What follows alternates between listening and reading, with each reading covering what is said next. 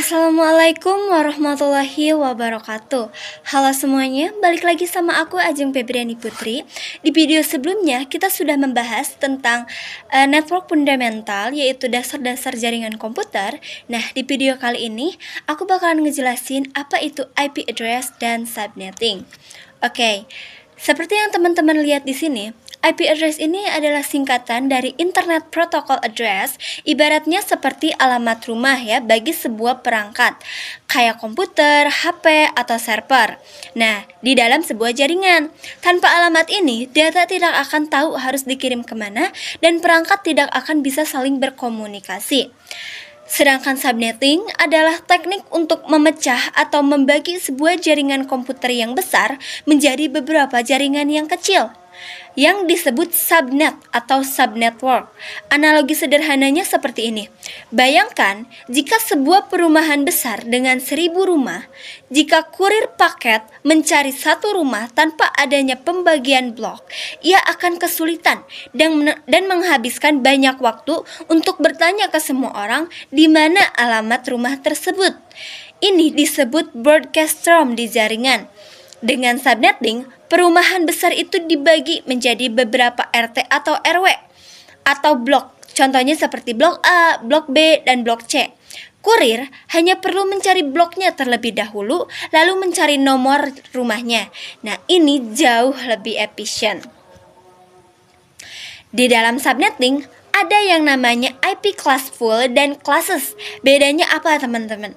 Nah, kalau kita lihat di sini secara sederhananya, classful itu adalah sistem pembagian IP yang menggunakan kelas tahap seperti A, B, C, D, E, dan seterusnya untuk menentukan network ID dan host ID tanpa memperhatikan subnet mask tambahan. Sedangkan classes adalah sistem yang tidak lagi terikat pada kelas IP tertentu, melainkan menggunakan CIDR, yaitu Classes Interdomain Routing, untuk menentukan network dan host dengan prefix, contohnya slice 20 dan slice 27 dan lain-lain. Nah, teman-teman harus memperhatikan, ada yang namanya CIDR dan ada yang namanya VLSM. Bedanya apa? Nah, kalau CIDR, bayangkan kita memiliki sebuah gedung perkantoran besar. Ini kita sebut IP address gedung ini. Nah, tanpa pengaturan yang baik, pembagian ruangan akan berantakan. Ada ruangan yang terlalu luas tapi kosong, dan ada juga yang terlalu sempit. Nah, CIDR dan VLSM ini adalah cara kita menyekat gedung tersebut agar penggunaan ruangannya jauh lebih efisien. CIDR atau Classes Interdomain Routing dulu itu adalah alamat IP yang dibagi kaku per kelas. CIDR membuang aturan kaku tersebut. CIDR memperkenalkan sistem prefix atau slice. Fungsinya yaitu untuk menggabungkan beberapa jaringan kecil menjadi satu jaringan besar agar tabel rute internet tidak penuh, atau membagi jaringan besar dengan ukuran yang jauh lebih fleksibel. Ciri khasnya menggunakan angka di belakang IP, contohnya seperti slice 24. Sedangkan VLSM atau Variable Length Subnet Mask, jika CIDR ini adalah sistem penomorannya, maka VLSM ini adalah teknik memotong-motongnya secara cerdas. Fungsinya yaitu membagi satu blok IP besar menjadi sub-jaringan subnet dengan ukuran yang berbeda-beda. Tujuannya untuk mencegah pemborosan IP ya teman-teman. Analoginya seperti ini. Jika kita punya satu loyang pizza ini kita ibaratkan dengan satu blok IP ya teman-teman. Nah, tanpa VLSM, pizza itu bisa dipotong menjadi 4 bagian sama besar. Jika ada satu orang yang cuma lapar sedikit, sisa pizzanya terbuang sia-sia ya teman-teman. Nah, tapi kalau misalkan menggunakan VLSM, kita bisa memotong satu bagian lebih besar untuk orang yang sangat lapar dan potongan kecil untuk hanya orang yang ingin mencicipi saja. Jadi tidak ada pizza yang terbuang atau IP yang terbuang ya teman-teman. Nah, di sini aku udah buat contoh kasus gabungan. Misalkan kita memiliki IP 192.168.0/24, berarti kita memiliki IP totalnya 256. Kita akan dibagi 3 untuk sebuah kantor dengan 3 divisi. Di sini aku udah buat 3 divisi berbeda. Ada divisi marketing, IT support, dan server. Kebutuhan hostnya untuk marketing 100 komputer. Nah, untuk 100 komputer ini kita bisa pakai yang slice 25. Kenapa? Karena slice 25 memiliki IP 128. Nah, berarti ini cukup untuk kebutuhan host untuk 100 komputer. Bahkan masih ada sisanya ya, teman-teman. Nah, untuk yang 50 komputer kita bisa pakai yang slice 26, yaitu slice 26 ada 64 IP. Berarti ini cukup untuk 50 komputer. Bahkan masih ada sisanya. Nah, untuk 2 komputer kita bisa pakai yang slice 30. Ya, ini ada 4 IP. Bahkan ini sangat hemat ya, teman-teman. Jadi, kesimpulannya, CIDR ini adalah cara kita menuliskan rentang IP menggunakan garis miring. Contohnya slice 24. Sedangkan VLSM ini adalah strategi membagi-bagi rentang IP tersebut menjadi ukuran yang tidak sama besar agar tidak ada IP yang mubazir. Begitu ya, teman-teman. Nah, sekarang kita akan lanjut ke konsep VLSM agar kita mengenal VLSM lebih dalam. Oke. Nah, jika pada subnetting biasa kita bisa membagi kue menjadi potongan yang sama besar, maka dengan VLSM kita membagi kue tersebut menjadi potongan yang ukurannya menyesuaikan kebutuhan. Contohnya seperti itu ya, teman-teman. Nah, mengapa kita membutuhkan VLSM? Karena tanpa VLSM akan terjadi pemborosan alamat IP yang besar. Contohnya seperti di sini, kita punya satu blok IP yang berisi 256 alamat. Kita harus membagi untuk 3 ruangan. Di sini aku udah bagi 3 ruangan, A, B, dan C. Ruang A ada 100 PC, ruang B ada 20 PC, dan ruang C ada 2 PC hanya untuk sambungan router.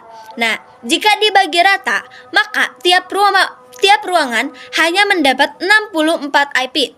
Ruang A akan kekurangan, ruang B akan pas, dan ruang C akan membuang 62 IP secara sia-sia ya, teman-teman. Nah, disinilah VLSM ini masuk sebagai pahlawan efisiensi. Cara kerja VLSM. Nah, selanjutnya kita akan ke cara kerja VLSM. Yang untuk menerapkan VLSM, kuncinya itu adalah urutkan dari yang terbesar. Jika tidak membagi dari depan ke belakang secara acak, tapi dari divisi yang butuh IP paling banyak. Seperti itu, teman-teman. Yang pertama, kita harus mengurutkan dulu kebutuhan hostnya. Misal, di sini kita punya blok awal 192.168.10.0/24. Berarti kan kita punya total IP 256. Di sini kita akan bagi. Divisi produk kita butuh 250 host, 120 host. Untuk sales kita butuh 50 host, untuk admin kita butuh 20 host, dan untuk jalur router kita butuh 2 host. Nah, selanjutnya kita menentukan subnet mask yang paling pas. Di sini aku udah buat tabel. Jadi kita harus cari pangkat 2, pangkat N yang paling mendekati dan lebih besar dari kebutuhan kita. Di sini aku udah buat subnetnya itu ada produksi, sales, admin, sama WAN. Kebutuhan produksi ini 120 host, sales 50, admin 20, dan WAN 2. Nah, ukuran bloknya itu 128. Berarti prefix yang bisa kita pakai itu slice 25. Ukuran blok yang kita butuhkan untuk 50 host itu bisa kita pakai 64. Berarti prefix dari 64 itu adalah slice 26 dan seterusnya. Seperti itu ya, teman-teman. Setelah itu kita alokasikan IP tersebut secara beruntun. Di sini produksi mengambil 192.168.10.0 sampai 192.168.10.127. Lalu sales mulai dari sisanya, yaitu 192.168.10.128 sampai 192.168.10.191 dan seterusnya, seperti itu ya teman-teman. Nah, keuntungan VLSM ini apa teman-teman? Keuntungannya itu efisiensi. Tidak ada IP yang terbuang percuma, terutama IP publik yang sangat mahal ya. Yang kedua, hierarkis.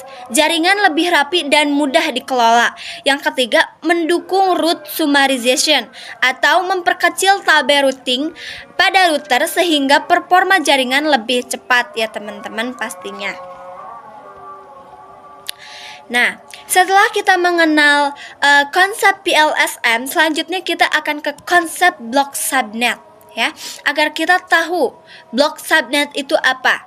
Nah, jadi konsep blok subnet ini adalah cara kita menentukan batas-batas wilayah dalam sebuah jaringan. Kalau diibaratkan perumahan, blok subnet itu adalah RT-nya.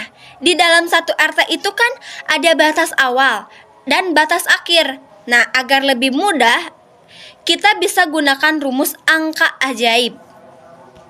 Jadi, apa itu blok subnet? Secara singkatnya, setiap kali kita akan membagi jaringan atau subnetting, satu blok tersebut akan selalu memiliki 4 komponen penting. Yang pertama ada network address atau alamat jaringan. Ini adalah ID atau nama blok tersebut. Ini adalah IP pertama dan tidak bisa dipakai oleh komputer atau HP.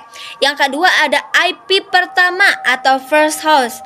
Nah, ini biasanya digunakan untuk router atau gateway ya teman-teman. Yang ketiga ada IP terakhir atau last host, IP yang bisa digunakan oleh perangkat user. Dan yang terakhir ada broadcast, yaitu IP paling ujung yang digunakan untuk mengirim pesan ke seluruh perangkat di blok tersebut. Ini bisa dipakai oleh komputer ya teman-teman. Lalu kita akan ke cara menghitung blok. Kunci mencari blok subnet itu adalah dengan mengetahui subnet masknya teman-teman. Di sini aku udah buatin contoh kasus. Misalkan kita punya IP 192.168.10.0 dengan prefix slice 26.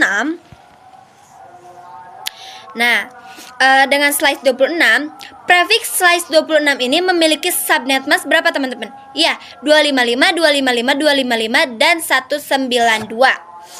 Nah, jadi prefix slice 26 ini adalah ini ya teman-teman. Ini. Nah, 192. Nah, ini kan total IP-nya ada 256. 256 kita kurangi 192 dari sini. Jadi sama dengan 64 ya teman-teman. Nah, angka 64 inilah yang menjadi kelipatan blok teman-teman ya. Lalu kita setelah kita telah mengetahui kelipatan bloknya berapa, selanjutnya kita akan memvisualisasikan pembagian blok tersebut. Di sini aku udah buat jadi 4 blok. Blok pertama mulai dari 0. Blok kedua mulai dari 64. Dan 64 ini didapat dari 0 ditambah 64. Blok ketiga mulai dari 128. 128 ini didapat dari 64 ditambah 64. Blok keempat mulai dari 192. 192 ini didapat dari 128 ditambah 64 dan seterusnya ya teman-teman. Nah, mengapa kita harus paham blok? Jika kita salah memasukkan IP yang berada di blok berbeda, perangkat kita tidak akan bisa saling ping teman-teman ya. Kalau istilahnya tidak akan bisa saling ngobrol, tidak akan bisa saling tersambung. Nah, makanya PCA itu misal aku punya PCA 192.168.10.5 ini ada di blok 1. Sedangkan PCB 192.168.10.70 ini ada di blok 2. Berarti hasilnya mereka tidak akan bisa saling ping tanpa bantuan router karena mereka berada di blok yang berbeda atau berada di RT yang berbeda. Istilahnya seperti itu ya teman-teman. Seperti itu. Ini aku udah buatin tabel. Ini ada komponen. Kalau kalian tidak mengerti dengan yang aku jelaskan tadi, ini aku ada buatin tabel. Ini ada komponen, network ID, host pertama, host terakhir, sama broadcast. Lalu ada alamat IP-nya seperti ini. Lalu ini adalah keterangannya. Keterangan dari komponen network ID dan alamat IP yang ini adalah awal blok, ini IP awal untuk PC atau router, IP terakhir untuk PC, dan salah satu angka sebelum blok berikutnya. Nah, broadcast ini ya, teman-teman. Selanjutnya kita akan ke contoh soal, teman-teman. Nah, di sini soalnya ada kita untuk menyelesaikan slice 27. Dijawabnya itu adalah subnet mask dari slice 27 itu berapa, teman-teman? Iya, 224 ya. Kalau kalian cari slice subnet mask dari slice 27 ini adalah 224 ya. Jadi 255 Nah, lalu 256-nya itu dari mana? Ini adalah total seluruh IP yang kita punya. Total seluruh IP yang kita punya itu kan 256. Nah, dikurang 224. 224 ini dari sini. Sama dengan 32 ya kan, teman-teman?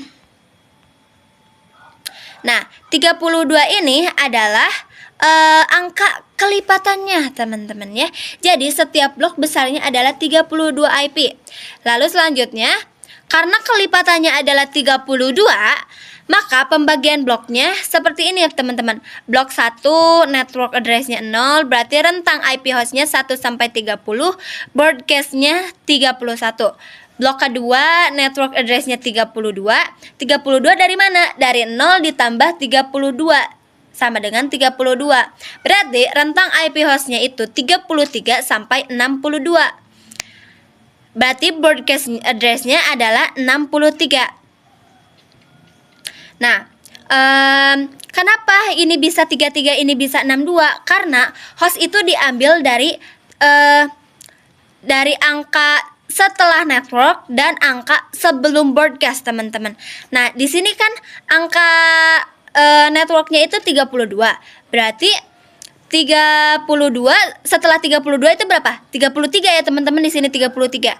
Nah, ini broadcast-nya itu 63. Sebelum angka 33 itu berapa? 62. Berarti di sini 62. Berarti host dari network 32 itu adalah 33 sampai 62. Seperti itu ya, teman-teman. Dan seterusnya. Nah, nanti kita akan pelajari lagi tabel ini ya, teman-teman. Setelah itu seperti itu ya, teman-teman ya. Detail analisis satu blok. Jika kita menggunakan IP 192.168.1/27, maka total alamat IP yang kita punya itu adalah 32 alamat. IP yang bisa dipakai atau hostnya itu adalah 32 dikurangi 2 sama dengan 30 perangkat. Mengapa dikurangi 2? Karena IP pertama untuk host dan IP satunya untuk broadcast ya, teman-teman. Seperti itu.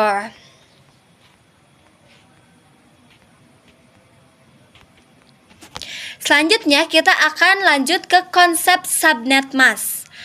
Bentuk subnet mask. Jika IP address itu adalah alamat rumah dan blok subnet itu adalah batas RT, maka subnet mask ini adalah istilahnya seperti pagar ya, teman-teman, yang menentukan seberapa luas halaman rumah tersebut.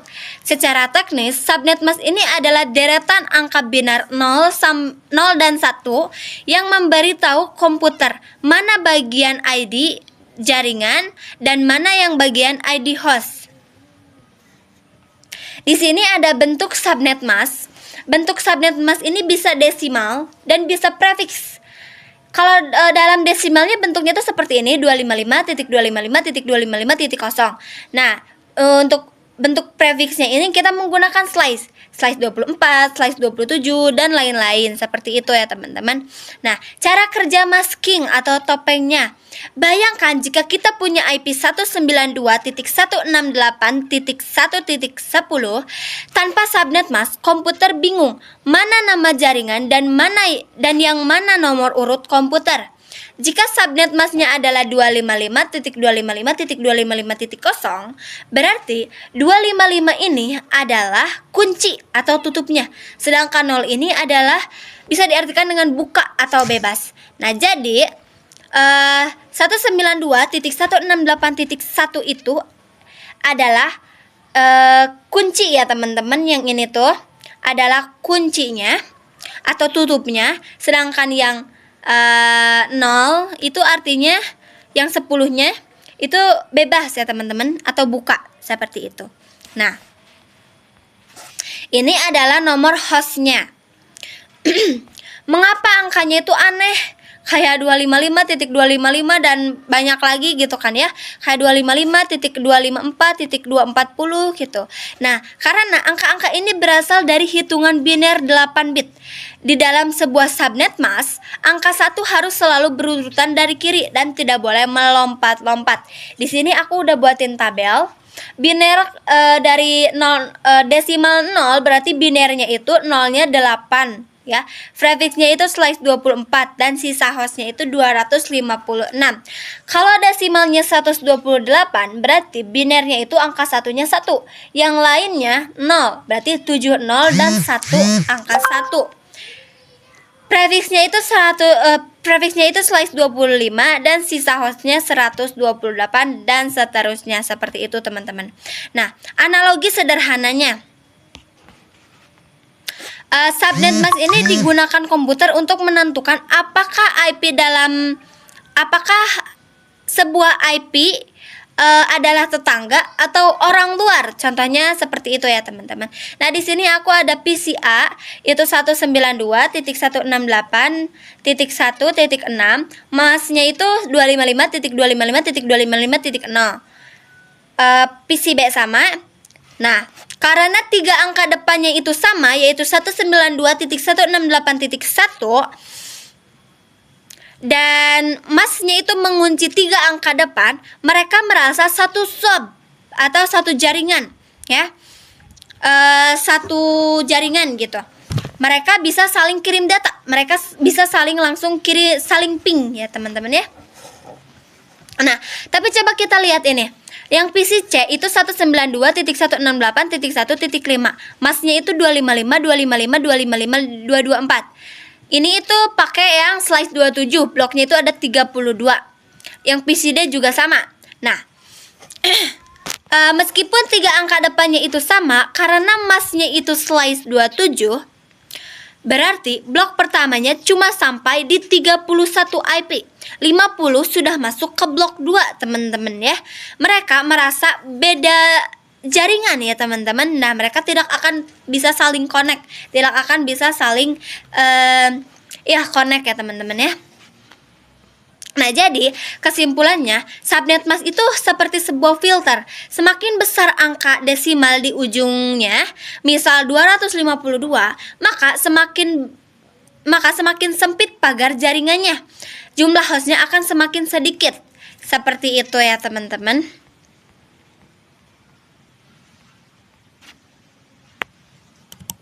Nah, jika kita sudah mengenal konsep PLSM, apa itu VLSN, nah sekarang kita lanjut ke CIDR dan perhitungan CIDR.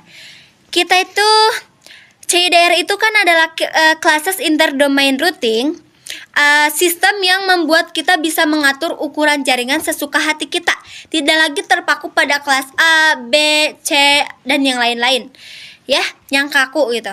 Jika subnet mask adalah pagar, nah maka CIDR ini adalah cara cepat menuliskan berapa sih jumlah tiang pagar yang tertancap. Contohnya seperti itu. Nah, yang pertama kita harus memahami angka di balik slice, teman-teman. Angka setelah garis miring, misal slice 24, menunjukkan jumlah bit 1 dalam biner dengan total bit IP adalah 32. Prefiks slice 24 sama dengan 20 bit angka 1 dan 8 bit angka 0.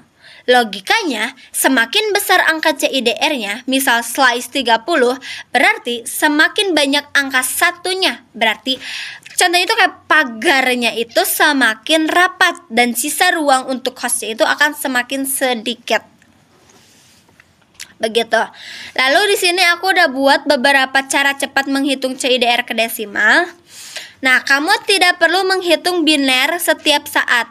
Kita bisa menggunakan trik kelipatan 8. Di sini ada slice 8, berarti desimalnya itu 255.0.0.0. Kalau slice 16 berarti 255-nya 2 dan nolnya itu 2. Kalau slice 24 berarti 255-nya 3, nolnya 1. Kalau slice 32 berarti 255-nya semuanya. Nah, tapi teman-teman, bagaimana jika kita harus mencari slice 26 misalnya ya? Nah, kita bisa ambil patokan terdekat, teman-teman. Nah, jika kita mencari slice 26, bagaimana? Kita di sini slice 26. Nah, kita bisa menggunakan patokan terdekat, teman-teman. Patokan terdekat dari 26 berapa? Ini ya, 24. Ya, 24. Berarti kita hitung selisihnya. 26 dikurang 24. Sama dengan berapa, teman-teman? 2 ya. 26 dikurang 24. 2. Begitu, teman-teman. Nah, ubah selisih itu ke biner di oktat terakhir. Nah, karena selisihnya ini adalah 2, berarti kita ini di sini sama dengan lagi. Berarti kita tulis angka satunya 2. 1, 2. Yang lainnya 0. Berarti 1, 2, 3, 4, 5, 6, 7, 8. Nah, begini teman-teman. Angka satunya ini 2. Nah, angka satunya ini 2 dan sisanya 0 ya. Sisanya 0, teman-teman. Seperti ini. 1, 2, 3, 4, 5, 6, 7, 8. Seperti itu, teman-teman ya. Hasil desimalnya adalah 192. Jadi, slice 26 ini slice 26 ini adalah 255.255.255.192. Seperti itu, teman-teman ya. Nah, contohnya seperti itu ya, teman-teman ya.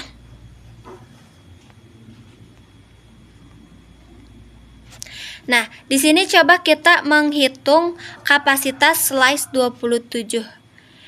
Di sini kan sisa bitnya itu kita tulis 32. Ini rumusnya ya, jumlah host sama dengan 2, pangkat 32 dikurangi prefiks sama dengan 2.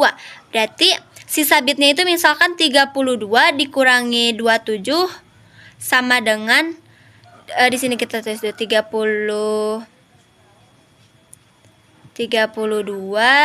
dikurangi 27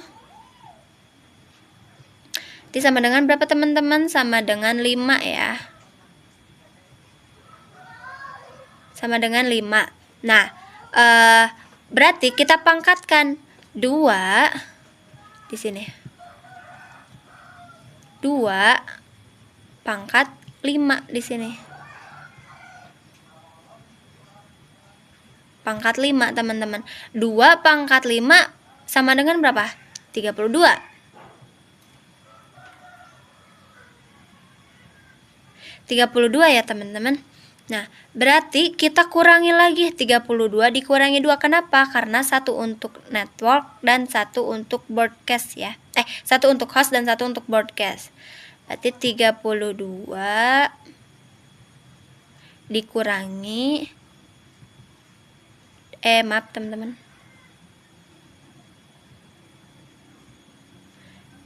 Dikurangi 32 dikurang 2 sama dengan 30, teman-teman ya. Sama dengan 30. Nah, 30. Berarti 30 ini adalah ininya ya. Slice 27-nya. Nah, seperti itu ya, teman-teman. Terus di sini kita punya contoh kasus. Coba kita hitung. Di sini aku mau hapus dulu. Di sini aku mau hapus dulu ya teman-teman. Nah, di sini kita punya contoh kasus. Kita hitung IP, ini IP-nya. IP-nya itu sama dengan IP-nya tuh 10 titik, maaf ya teman-teman, ini agak berantakan nulisnya. Titik 10 titik 0. Slice-nya 20, kita pakai slice 28. Nah, slice 28. Berarti subnet mask-nya ini di sini teman-teman.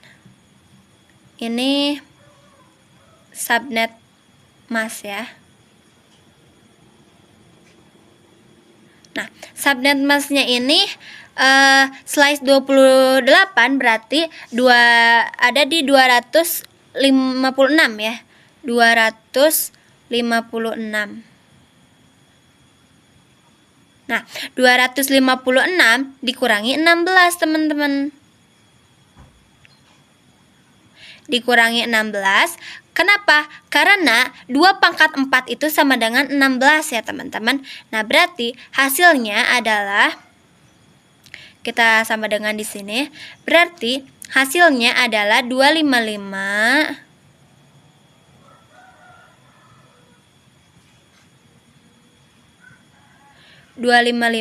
titik 255 titik 255 titik 255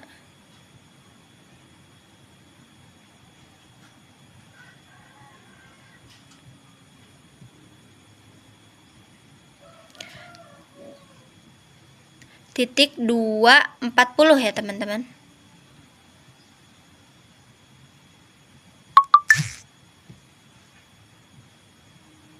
Nah, seperti ini ya teman-teman. Maaf ya, ini agak berantakan. Nanti 255 titik 255 titik 255 titik 240 ya. Berarti di tile blocknya itu networknya itu di tile block satunya itu networknya itu ada 10.10.10.10.0. Host pertamanya itu 10.10.10.1 dan host terakhirnya itu 10.10.10.10.14. Broadcast-nya berarti 10.10.10.15 ya teman-teman ya. Nah, seperti itu ya teman-teman contoh perhitungan rumusnya. Nah, kenapa CIDR itu penting untuk VLSM teman-teman? Karena tanpa CIDR kita tidak akan bisa menuliskan instruksi ke router untuk membagi jaringan secara efisien. Router hanya mengerti instruksi seperti kayak tolong arahkan semua IP yang masuk dalam pagar slice 27 ke ruang marketing, misalkan tuh begitu teman-teman. Nah, seperti itu ya teman-teman. Nah, selanjutnya yang terakhir kita akan mengisi tabel IP address. Ini tabel IP address slice 27 kelas C ya teman-teman. Nah, cara menghitungnya gimana? Ini kalau network ini pasti sudah ada 8. Ini dapat 1, 2, 3, 4, 5, 6, 7, 8. Nah, angka-angka ini didapat dari slice 27 ya teman-teman. Nah, untuk mengisi hostnya itu kita untuk mengisi hostnya itu caranya itu angka setelah network dan angka sebelum broadcast ya teman-teman ya. Di sini itu kan angka setelah 1 berapa? Angka setelah 0 berapa? 1 ya teman-teman. 1. Angka sebelum 31 berapa? 30 ya teman-teman. Berarti network 0 dan broadcast 31 hostnya itu adalah 1 sampai 30 ya teman-teman. Nah, berarti kita cara mengisi yang kolom yang kedua ini bagaimana? Kita harus mengisi dulu, sebelum itu kita harus mengisi dulu yang broadcast-nya ya teman-teman. Nah, ini yang 6 nah ini ini tuh tinggal dikurangi aja ya teman-teman. Nah, kalau ininya 64 berarti di sininya 63. Nah, kalau di sininya 96 berarti di sininya 95 ya teman-teman. Nah, kalau di sini 128 berarti di sini 127. Kalau di sini 160 berarti di sini 159. Kalau di sini 192 berarti di sini 191. Kalau di sini 224 berarti di sini 223. Seperti itu teman-teman ya. Dan seterusnya. Nah, kalau kita sudah tahu broadcast-nya, angka-angka broadcast-nya, berarti untuk mengisi hostnya kita gampang ya teman-teman. Nah, angka setelah 33. Angka sebelum 63 62 ya teman-teman. 62. Nah, seterusnya angka setelah 64 65. Sebelum 95 94. Lalu setelah 96 97. Sebelum 127 126. Lalu ini sesudah 128 129. Sebelum 159 158. Setelah 160 161 sampai 192 ya 190 karena sebelum kan ya. Nah, ini setelah 192 193 sampai 222. Kenapa 222? Karena kan sebelum broadcast dan seterusnya. Seperti itu ya teman-teman. Nah, ini adalah tabel IP address bagian slice 27 bagian kelas C ya teman-teman. Nah, sekarang kita akan mengimplementasikan IP address dan subnetting ini di aplikasi Cisco Packet Tracer. Oke, sekarang kita langsung ke Cisco-nya aja. Di sini aku ini dulu ininya.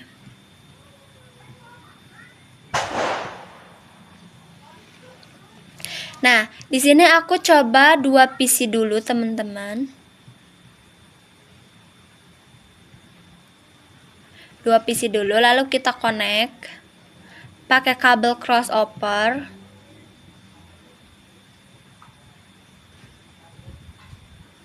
Lalu kita akan masukkan IP di sini. IP-nya itu 192.16.12.1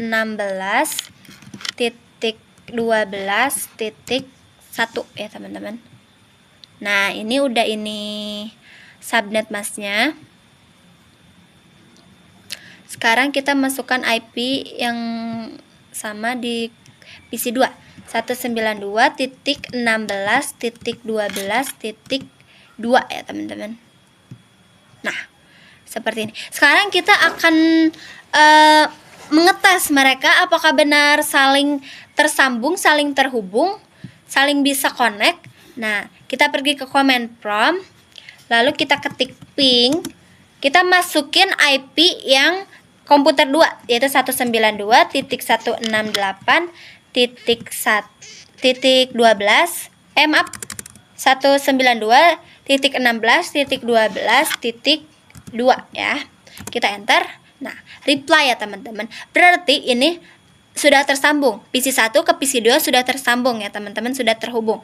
Sekarang kita coba di PC kedua ya, coba teman-teman. Kita pergi ke command prompt, kita ketik ping 192.16.12.1.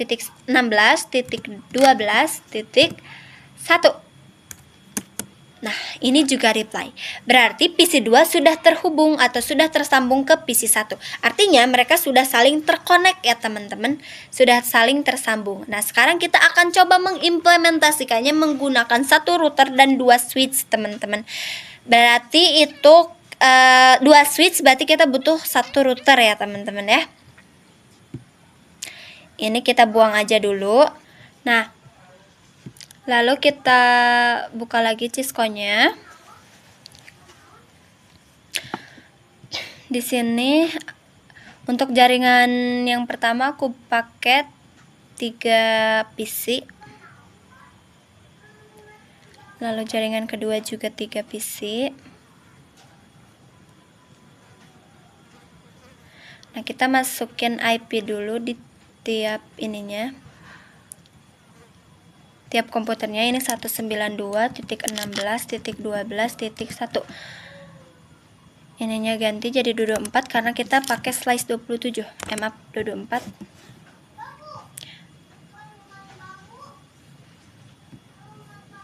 Lalu yang ini 192.16.12.2. Lalu ininya ganti 224. Lalu yang ini juga ke desktop 192.16.12.3 ya teman-teman. Ininya 224.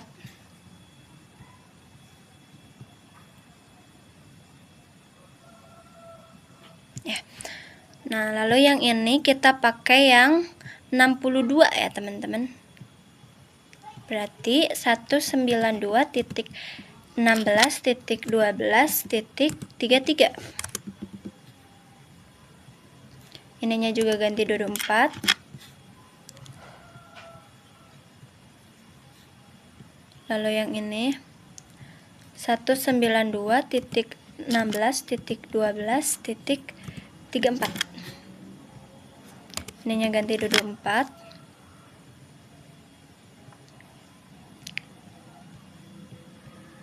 Ini 192.16.12.35. Ininya ganti 224. Nah, seperti itu. Lalu kita tambahkan switch.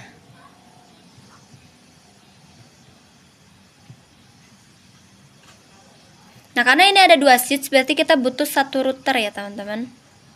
Aku pakai router yang ini.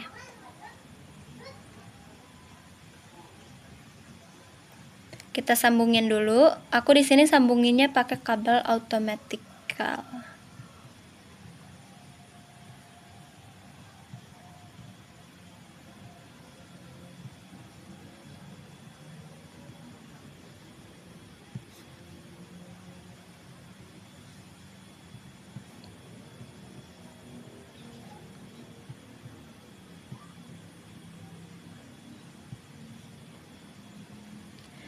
Nah, walaupun ini sudah tersambung dengan kabel, tapi ini tuh belum bisa saling terkonek ya.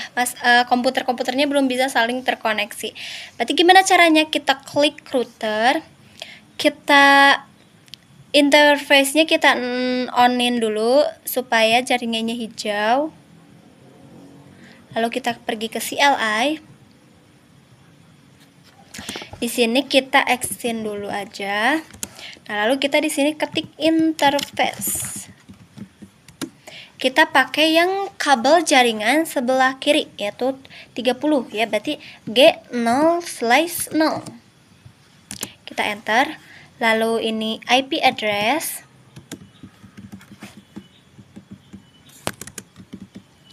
IP address-nya itu 192.16.12.30 ya teman-teman. Lalu kita masukin masnya. Masnya itu 255.255.224. Enter. Lalu di sini kita masuk ke interface yang sebelah kanan.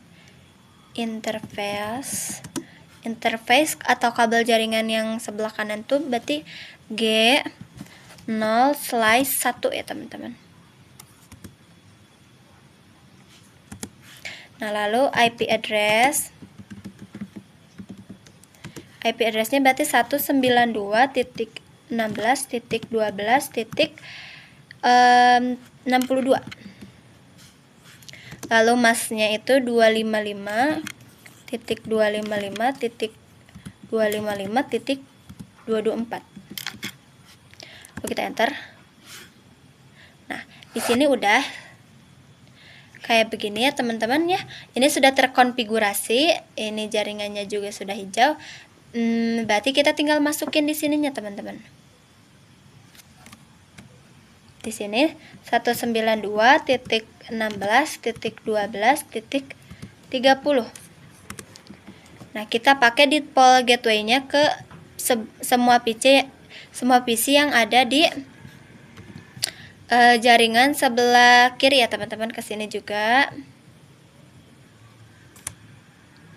Ini tadi udah aku copy aja.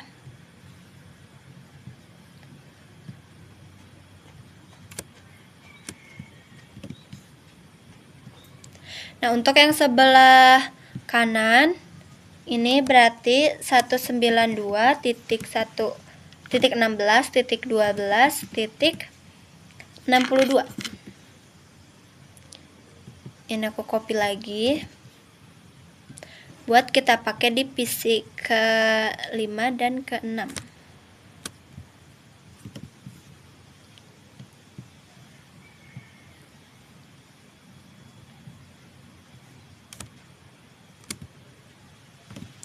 Nah, seperti ini ya teman-teman. Sekarang kita akan tes ping di command prompt. Kita ping 192.16.12.33.